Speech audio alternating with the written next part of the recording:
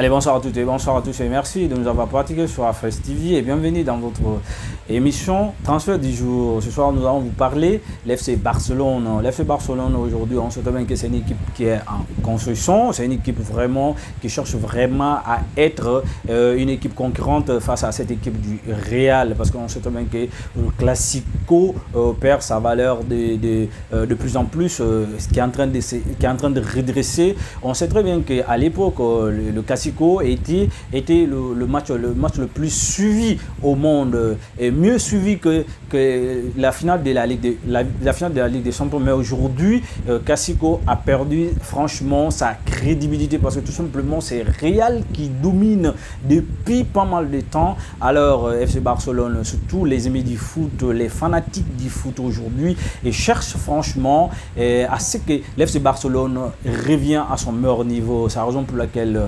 les dirigeants de FC Barcelone, ils sont allés chercher un entraîneur de gros calibre, un entraîneur vraiment qui a des qualités exceptionnelles. On connaît cet entraîneur avec ses qualités exceptionnelles. On connaît très bien cet entraîneur avec son caractère et qui prône énormément sur la physique, parce que si vous regardez l'FC Barcelone l'année dernière, c'est une équipe qui était en manque d'énergie, en manque de physique, en manque de dynamisme. C'est aujourd'hui, c'est ce qui vraiment, il cherche quand même à apporter à cette équipe afin que cette équipe puisse être une équipe concurrente face à cette équipe du Real. Parce que sinon, si Barça seul qui peut se rivaliser avec cette équipe du Real. Donc, pour ce faire, il faut des joueurs qui peuvent franchement répondre au système de jeu que Hansi Flick, le nouvel entraîneur, bien évidemment.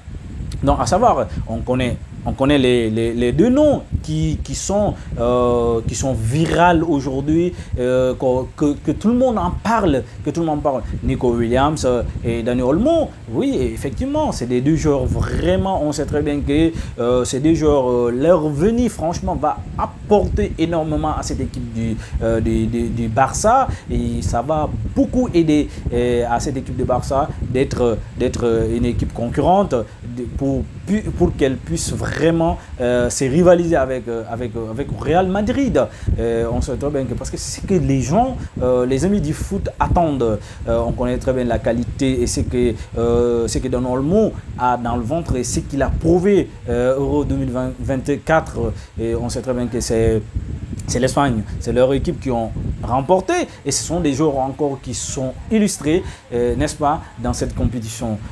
Nico Williams aujourd'hui sera recrue potentiel aujourd'hui, plus pisté même d'ailleurs, et même les supporters du Real veulent franchement que Nico Williams vienne à FC Barcelone afin que Barça soit une équipe qui peut se rivaliser avec Grand Real. C'est une équipe qui peut se concurrencer avec Grand Real, parce que non seulement sa venue va beaucoup aider mentalement des autres joueurs, surtout Yamal, parce que ce sont des deux joueurs franchement qui se comprennent, qui se connaissent. C'est des gens, même commencent à dire que c'est des meilleurs amis. Alors c'est des deux jeunes joueurs qui s'entendent très bien. Alors ça veut dire franchement, ça va encore aider Lamine Yamal, ça va aider aussi les autres. Mais est-ce que Barça a énormément d'argent? Parce qu'on sait très bien que c'est un club aujourd'hui qui est malade économiquement. Mais voilà, la question qu'on se pose aujourd'hui, où est-ce que FC Barcelone va trouver cette somme? La question qu'on se pose, donc Barça a signé, n'est-ce pas, en partenariat avec le sponsor Nike. Nike aujourd'hui qui est en train de vendre le tout nouveau maillot qu'on a présenté la semaine dernière, et c'est le meilleur maillot de tous les temps pour FC Barcelone, parce que quand vous regardez, la couleur bleue n'est pas assez foncée, la couleur elle est nette, elle est originale. Mais jusqu'à présent, aujourd'hui, le maillot est en train de se vendre dans toute l'Europe. Alors c'est le seul continent aujourd'hui que Nike a autorisé et pour la vente de ces maillots. On attend les semaines à venir. Barça attend les semaines à venir afin que le maillot puisse s'est propagé dans tous les continents afin que le maillot puisse se vendre. Parce que ça va beaucoup apporter à FC Barcelone.